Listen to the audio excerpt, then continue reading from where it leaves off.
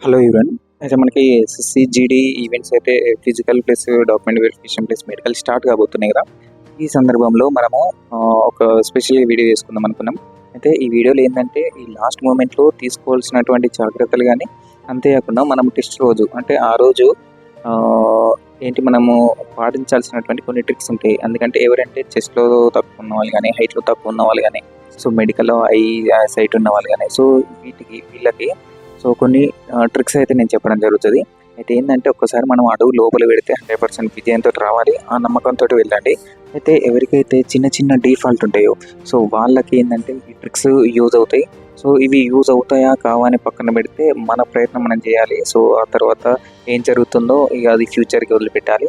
ఎందుకంటే మనం ప్రయత్నంలో ఓడిపోవద్దు. ప్రయత్నించి ఓడిపోవాలి. సో కాబట్టి ఎవరైతే చిన్న చిన్న డీఫాల్ట్ ఉన్న వాళ్ళు ఏంటంటే ఫస్ట్ స్టార్టింగ్ రన్నింగ్‌లోనే భయపడుతుంటారు. సో నెక్స్ట్ స్టేజ్‌లో నేను ఎలాగో డిస్‌క్వాలిఫై అయిపోతానని. అలా భయపడాల్సిన అవసరం లేదు. బాధపడాల్సిన అవసరం లేదు. ఎందుకంటే మనము ఏదో ప్రయత్నం చేసేటైతే చేద్దాం. ఇలాంటి కొన్ని ట్రిక్స్ అయితే పాటించండి. ఫస్ట్ ఏందంటే ఈ లాస్ట్ మూమెంట్‌లో రన్నింగ్ అనేటువంటిది చాలా ఇంపార్టెంట్. సో మీరు అంటే మరీ ఓవర్‌గా చేయాలి అని చెప్పట్లేదు నేను. బట్ ఏందంటే మీరు చేసే ప్రయత్నంలో మీ కాళ్ళు, మీ చేతులు అంటే మీ ఆరోగ్యాన్ని కాపాడుకోవడానికి ప్రయత్నం చేయండి. దాంతో పాటు మీ హెల్త్ పైన కూడా ఫుడ్ డైట్ కూడా కొంచెం మెయింటైన్ చేయండి. అందుకే ఎందుకంటే ఈ లాస్ట్ మూమెంట్‌లో ఇంతకుముందు రన్నింగ్ ప్రాక్టీస్ చేసి ఉండరు. సో వాళ్ళేందంటే ఉన్నట్టుండి ఇప్పుడు టైము దగ్గరికొచ్చేసరికి ప్రాక్టీస్ తెగ చేస్తున్నట్టు.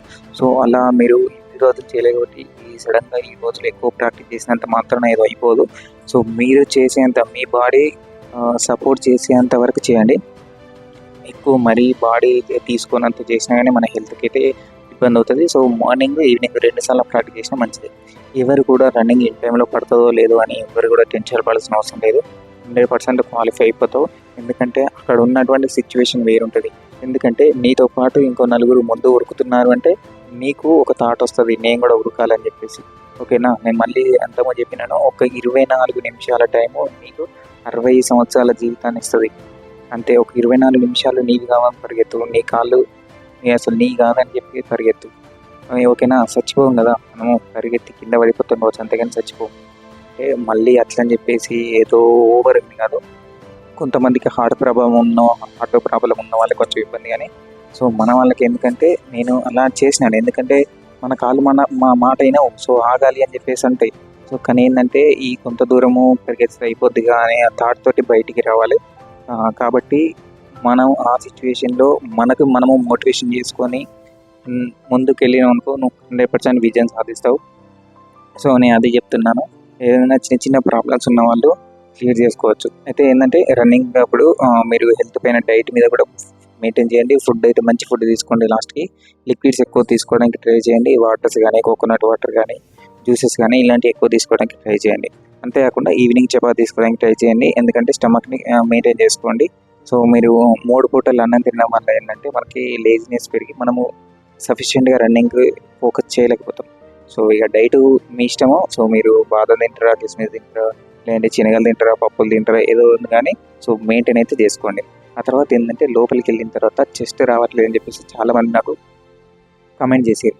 చెస్ట్ దగ్గర ఏంటంటే మీకు ఇప్పుడు ఫస్ట్ స్టార్టింగ్ ఏంటంటే టేప్ పెడతారు కదా! సో అప్పుడు 80 రావాల్సిన అవసరం లేదు. ఓకేనా? సో నువ్వు బ్రీత్ ఇచ్చినప్పుడు 85 దాటితే సరిపోతుంది. సో ఇది కూడా డిపెండింగ్ ఆన్ అక్కడ మనకి ఆఫీసర్‌ని బట్టి ఉంటది. సో మాక్సిమం ఏంటంటే 78 వస్తది. సపోజ్ ఎగ్జాంపుల్ చెప్తున్నాను నాది 79 వచ్చింది. సో ఎందుకంటే అప్పుడు బాడీ లూజ్‌గా పెట్టాలి మనం. లూజ్‌గా పెట్టాలి. ఎందుకంటే 8 రావాలని అప్పుడే నువ్వు కొంచెం ఇట్లా స్ట్రాంగ్‌గా పెట్టినావు అనుకో టైట్‌గా. సో నువ్వు బ్రీత్ ఇచ్చేటప్పుడు ఏంటంటే నీ 5 ఇంక్రీజ్ కాదనమాట. అదే ఇప్పుడు నువ్వు డల్‌గా ఉన్నావనుకో సో అప్పుడు బ్రీత్ ఇచ్చినప్పుడు ఏంటంటే 85 క్రాస్ అవ్వడానికి ఎక్కువ ఛాన్స్ ఉంది. అంటే 5 ఇంక్రీజ్ అయిపోతదన్నమాట.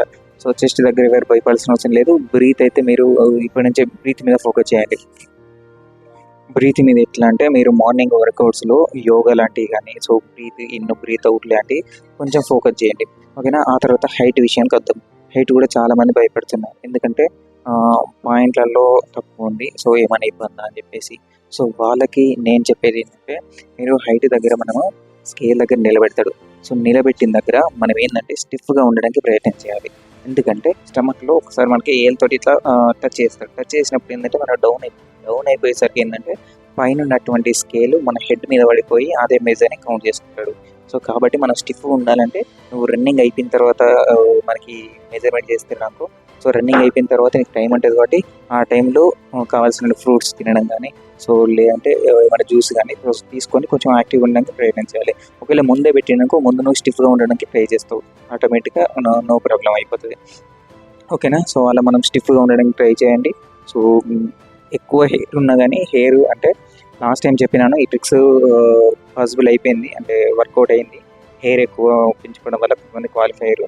బట్ నేను చెప్పేది ఏంటంటే హెయిర్ ఉండడం వల్ల అక్కడ ఆఫీసర్లకు కూడా వస్తుంది, అంటే వాళ్ళకి మన మీద గుడ్ ఒపీనియన్ అనేటువంటి పోతుంది. సో పోయి ఏంటంటే వాడు మనని ఎక్కడ చిన్న చిన్న మిస్టేక్ ఉన్నా కానీ వాడు తీసుకోవడానికి ట్రై చేయడు. కాబట్టి మనం హెయిర్ అందరి దగ్గర వర్కౌట్ కాదు. సో మీకు పాసిబుల్ మీకు ఏమనిపిస్తుందో చేయండి. హెయిర్ మరీ ఎక్కువ పెంచుకున్నా కానీ సో అసలు మనము ఫోర్సు పారామిలిటరీలో ఏంటంటే హెయిర్ కటింగ్ ఎలా ఉంటుందో మనకు తెలుసు. సో అలాంటిది మనము ఆ గడ్డంతో హెయిర్ తోటి అలా పోతే ఎలా ఉంటుంది. సో వీలైతే మీరు షేవింగ్ కానీ నీట్గా తీసుకొని వెళ్ళడానికి ప్రయత్నం చేయండి, ఎందుకంటే వాళ్ళకు ఒక గుడ్ ఇంప్రెషన్ అనేటువంటిది వస్తుంది. హైట్ అయిపోయిన తర్వాత సైడ్ దగ్గర వద్దాం. సైడ్ దగ్గర ఎందుకంటే మిగతా అన్ని నో ప్రాబ్లం, వాటికి సైడ్ దగ్గర ఏంటంటే చాలామంది సైట్ ఉన్న వాళ్ళు బాగుపడుతుంటారు. సో ఇంతవరకు వచ్చినాం కదా ఏమైనా ట్రిక్స్ చెప్పన్నా కొంచెం అక్కడ పాజిటివ్ వీలు కావడానికి అన్నారు. ఆల్రెడీ నేను చెప్పినాను. ఒకటి నెంబర్ 1 ఏంటంటే మీరు ఐ చార్ట్ని బై హార్ట్ చేయడం. ఓకేనా. బై హార్ట్ చేసిన తర్వాత సో సెకండ్ 1 ఏంటంటే మనకి అక్కడ పెన్ను పెట్టిన తర్వాత మనకి ముందుకు వెళ్ళిపోతుంటే మీరు అక్కడే కాన్స్టెంట్గా ఆగి ఉండకండి, ఏది చెప్పకుండా ఏదో ఒకటి చెప్పడానికి ప్రయత్నం చేయండి. నీకు కనబడదు పీని నీకు క్యూ కనబడడానికి క్యూ అని చెప్పేసి నో ప్రాబ్లం, ఆర్ని టీ కనబడ్డదా టీ అని చెప్పేసి. సో కానీ ఇప్పుడు ఏదో ఒకటి చెప్పడానికి ప్రయత్నం చేయు. ఏ దగ్గర ఉన్నాం అనుకో సో వాడు కూడా అసలు ఏం తీసుకోవడానికి కూడా ట్రై చేయడు. ఏదో ఒకటి తీసుకోవాలి అంటే ఇప్పుడు సపోజ్ ఎగ్జామ్ సెంటర్లో మనము బీటెక్లో కానీ మన ఇంటర్లో కానీ డిగ్రీలలో కానీ ఎగ్జామ్ సెంటర్లో ఏదైనా ఒకటి రాస్తేనే వాడు ఏం చేస్తాడంటే అయ్యో పాస్ చేద్దాము లేదంటే వీడి లైఫ్ ఎందుకు మనం ఖరాబ్ చేయడం అని చూస్తాడు. నువ్వేం రాయక ఖాళీ పేపర్ ఇస్తే వాడు మార్క్స్ ఏడేస్తారు, ఖాళీ పేపర్ గీతలకు వేస్తాడా ఏడు కదా. సో నువ్వు ఏదో ఒకటి ఏదో సినిమా స్టోర్ బినిమా స్టోర్ ఏదో ఒకటి రాసినావు ఏదో ఒక రాసింది అని చెప్పేసి మార్క్స్ అక్కడ ఒకటి ఇక్కడ ఒకటి వేసి పాస్ చేయడానికి ట్రై చేస్తాడు. కాబట్టి మనము ఏదో ఒకటి చెప్పడానికి ట్రై చేయాలి. సో చెప్పినామనుకో కొంచెం ప్రయత్నం చేసిండు అనే ఉద్దేశంతో మనం తీసుకోవడానికి ఛాన్స్ ఉంటుందని చెప్తున్నాను. సో కాబట్టి మీరు ఒకటే దగ్గర ఆగిపోకుండా చెప్పడానికి అయితే ప్రయత్నం చేయండి. ఓకేనా. సో ఇంకేంటిగా మెడికల్ ప్రాబ్లం అంటే చిన్న ఏం అంత వర్రీ అవ్వాల్సిన అవసరం లేదు. ఎందుకంటే ఇప్పుడు నాకు తెలుసు ఈ టైంలో చిన్న వాటికి వెరికోస్ వీన్స్ ఏంటంటే ఒక చిన్నగా నరంగా అనమాట, కానీ వెరికోస్ వీన్స్ అనుకో చాలా మంది భయపడుతున్నారు. సో వెరికోస్ వీన్స్ అంటే మరీ ఇట్లా రింగులు ఉంటుంది. మన ఓల్డ్ పర్సన్స్కి మన తాతలకి అలా కనబడుతుంది చూడండి. సో మరీ అలా కనబడద్దు. సో హార్ట్ బీట్ కానీ అంటే ఇంకొకటి ఏంటంటే స్వెట్ వస్తుంది అన్నారు హ్యాండ్స్కి. సో స్వెట్ ఏంటంటే టెన్షన్ మీద డిపెండ్ అయ్యి కూడా స్వెట్ వస్తుంది. సో కావాల్సి ఎవరు అవసరం లేదు. ఇంకోటి మెయిన్ థింగ్ బీపీలో కూడా మనల్ని డిస్క్వాలిఫై చేసే ఛాన్స్ ఉంటుంది. మనకి బీపీ కంట్రోల్లో పెట్టుకోవాలంటే మీరు టెన్షన్ అయితే తగ్గించుకోవాలి. సో మంచి ఫుడ్ని అయితే తీసుకోవాలి, ఎందుకంటే బీపీ కూడా మనకి మెజర్ చేస్తాడు. ఓకేనా. సో బీపీ మనకి అక్కడికి వెళ్ళి టెన్షన్ పడి అయ్యో మెడికల్ ఏమవుతుంది అని చెప్పేసి అనుకున్నాం అప్పుడు బీపీ మనకి వేరియేషన్స్ వస్తుంది. సో కాబట్టి అప్పుడు ఇబ్బంది పడాల్సి వస్తుంది. కాబట్టి ఇలాంటి కొన్ని చిన్న వాటిని మీరు సరి చేసుకోండి. సో ఈజీగా గెటిన్ అయిపోతారు. ఇంకా ఇంకొక వీడియో చేస్తాను, అది ఏంటంటే మనము ఈ అడ్మిట్ కార్డ్స్ కానీ అంటే ఈ రన్నింగ్కి వెళ్ళే ముందు ఇంకా ఏమేమి జాగ్రత్తలు తీసుకోవాలని చెప్పేసి ఒక వీడియో చేస్తాను. అందులో ఇంకా మీకు ఏమైనా డౌట్స్ ఉన్నాయి ఇంకా అంటే వీటి మీద కొంచెం చెప్పు, వాటిని ఏమైనా మీకు కొత్తగా ఇంకేమైనా తెలియని డౌట్స్ ఉంటే పెట్టండి.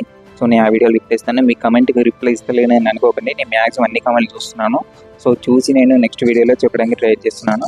కాబట్టి మీరు నెక్స్ట్ ఒక వీడియో చేస్తాను 100%. 23 నుంచి కదా మనకి.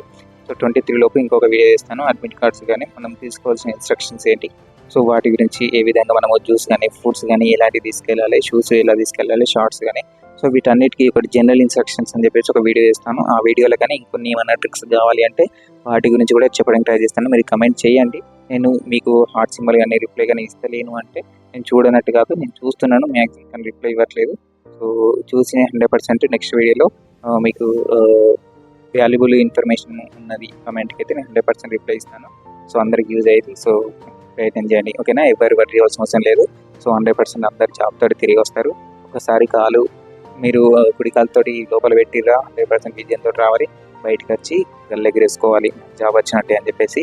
సో మీకు అలా జరగాలని కూడా నేను మనస్ఫూర్తిగా కోరుకుంటున్నాను. All the very best. వీలైతే ఒక చిన్న లైక్ చేసి ఎంకరేజ్ చేయండి. Thank you for watching. Have a nice day.